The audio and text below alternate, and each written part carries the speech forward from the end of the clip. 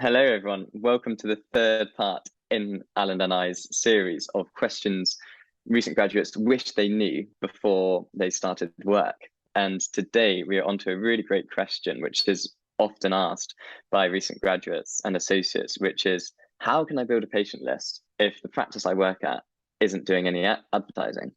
What's your answer to that, Alan? How do we go about this?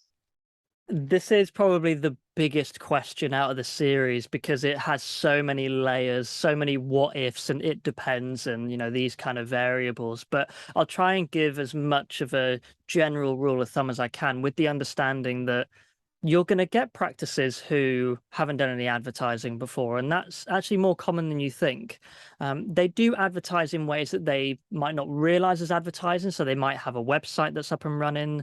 They might have a Google business profile, formerly known as Google My Business. They might have that going.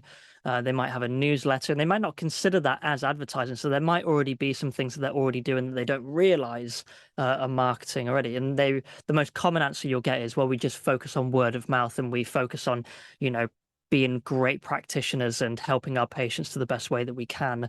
And that is what drives the reputation of the practice.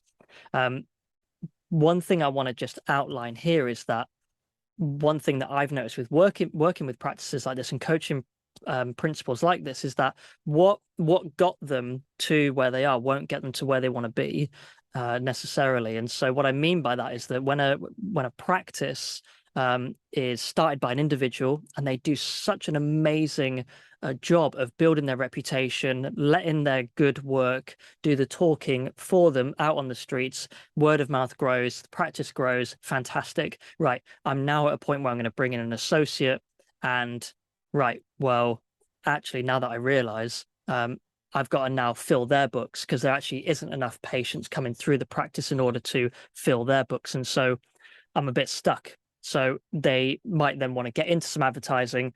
But this question is obviously about what they do if they don't do any advertising, or what that looks like. And so going back to our first question that we went about with what to look for in an associateship, it comes back again round to transparency and having a transparent conversation. So really, it's about expressing concerns about what you'd like to do to help grow the practice. You're not just showing up with problems, you're looking to be an active solution. And so this could not just be, it doesn't have to be with just how do we bring in new patients, because we don't always want to focus on always trying to attract new patients. We have patients in front of us that are already trusting us with their care, and so we want to have a look at return rates. Are we actually looking at the practitioner stats? We're looking at, what's the return rate like? What's the utilization rate like? What's the PVA, the patient visitation average? All of which you can find these stats in your practice management system. And it's important to look at that and go, right, well, your return rate is at 60%. Let's try and get it more towards 70. So what kind of part of the treatment process are you finding difficult with explaining to patients about when you want to see them next, how many appointments it's going to take, and really working on communication with the patients so that then that patient visitation average then goes maybe from a 4.0 to maybe a 6, and that actually Just to takes. clarify, and this is what the principals could be doing with their associates. Absolutely. Is And this what you say to your principals? absolutely, it's just as long as you've got a principal who is willing to help you, then these are the kind of things that Right, yeah. but the principal might not know how to help, and so you as the associate can say, well, let's have a look at my numbers and go, Mm. well, my return rate, what's my PVA, what is the utilization rate of the room? And then, because one of the things that's actually quite difficult is I always talk about the transition between, okay, now I'm treating, to, okay, now the patient is asking me, how long is it going to take and when do you want to see me next? And really making that as that transition from treating to talking about when we're going to come in next and how many appointments it's going to take, making that transition as smooth as possible, as confident as possible. And as always, when it's clinically relevant and ethical to do so, you want to be rebooking that patient. And so what we want to be doing here is working with the principal, and the principal working with you about how you can improve your communication with patients. And this can be done through reflection as well, but a more a more practical way of going about things that you can do if you want to, and you might be an associate or a principal watching this, that actually the associate can learn so much by shadowing a more experienced practitioner, so that they can understand and maybe get some golden nuggets about how they can improve their return rate and their retention rate. So that's the first thing. It's not always about chasing new patients, but if we're looking at new patients, then you might want to say, well, how can we improve the website? Can we send out a reoccurring monthly newsletter? Can we make that a consistent thing that we do to reach out to patients, so that then they talk about us to their friends, families, and co-workers? And it doesn't necessarily have to be about bringing in the existing patient. It could be in front of mind and communicating that to their circles.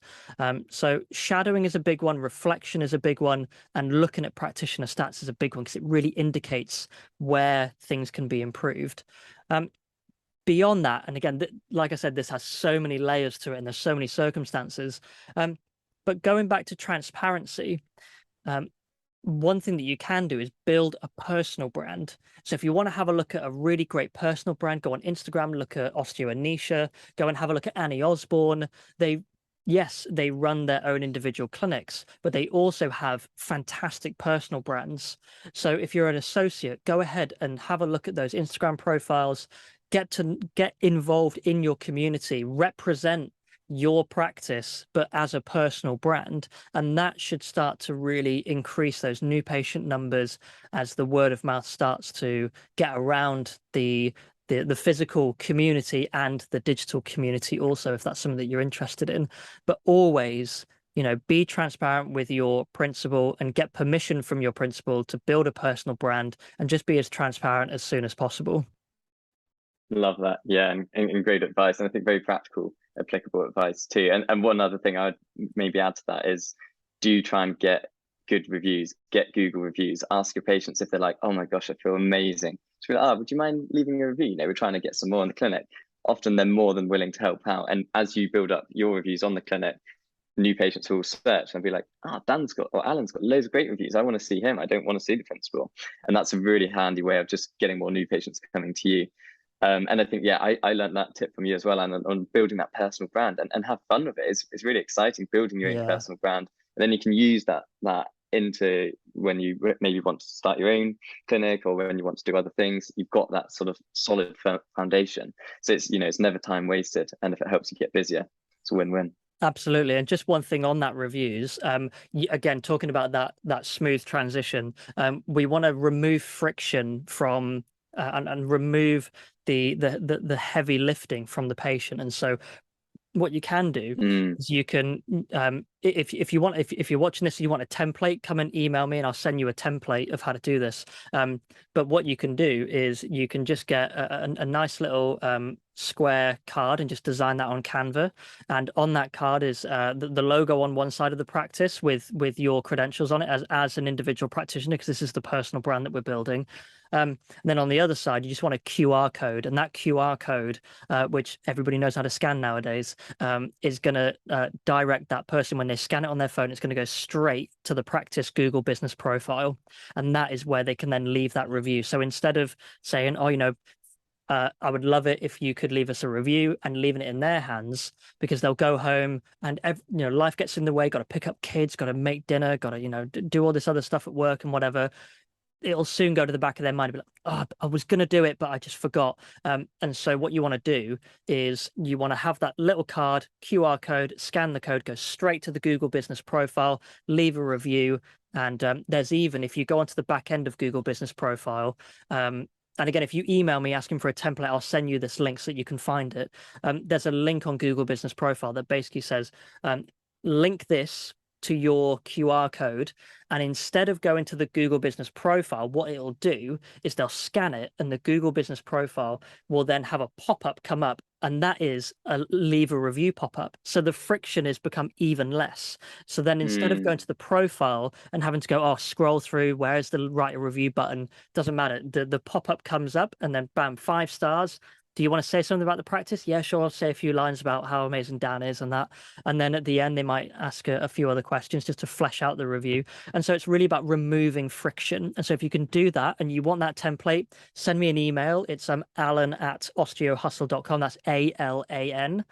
Send me an email and I'll get that Canva template to you. You can whack it into Vistaprint or a local printers, and then you can get 100 copies and start building those reviews up for yourself. Awesome. I think I'm going to have to take you up on that as well. That sounds like a brilliant piece of advice.